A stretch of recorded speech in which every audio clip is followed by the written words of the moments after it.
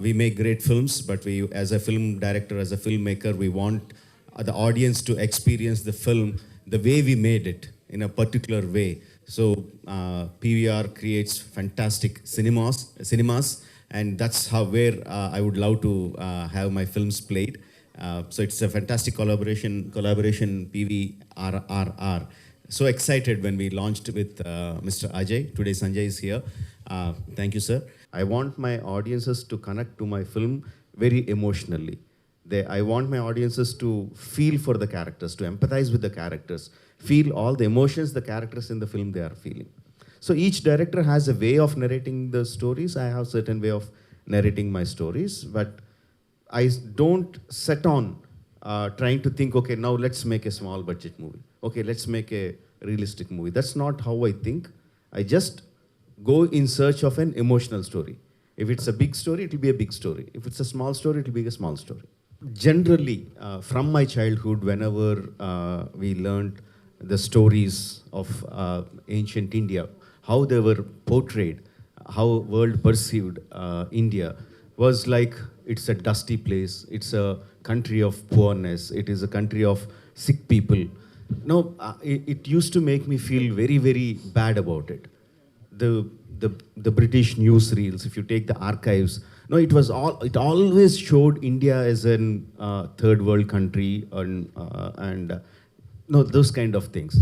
Of course, a part of it was true, but at the same time, I was taught from my childhood, India has a rich history, India has a rich culture, and just plain richness. India had so much of richness. And if you read other historians, if you take, I forgot the name of the Dutch explorer who came to South India, and he wrote the annals of Vijayanagara Samarajya in South, ruled by Krishnadevaraya.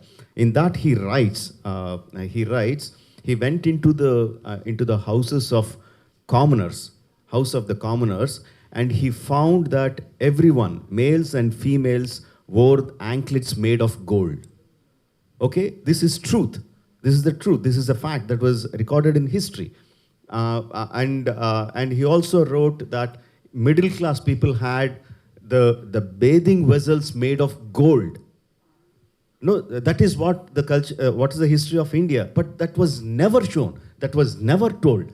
So I thought, okay, why should I take a Westerner account of what India is?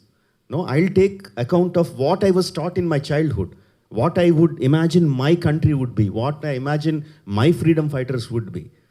So that's the reason why I chose. So even if you take the stories of Komuram Bhim and if you take the stories of Allur Sitaramaraju, which were in 1920s, whatever historical account we have is still written by the Britishers, right? Not by Indian historians. What we have is some legendary folklore that we have and historicals written by the British. That is not what I wanted. That is not how I imagined my freedom fighters to be. That's the reason I took a completely fictional account of their lives, Allur Sitaramaraju and Komuram Bhim. There is a time in history where we don't know what happened to them. During 1920s, they went away from their homes, from their respective places. After 3-4 years, they came back to their respective places and started fighting against the oppression.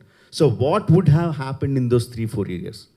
So many things could have happened. So I took my own tale of weaving this imaginary tale of fantastic friendship, fantastic enmity between these two forces, and how they inspired each other to become the ultimate freedom fighters they were.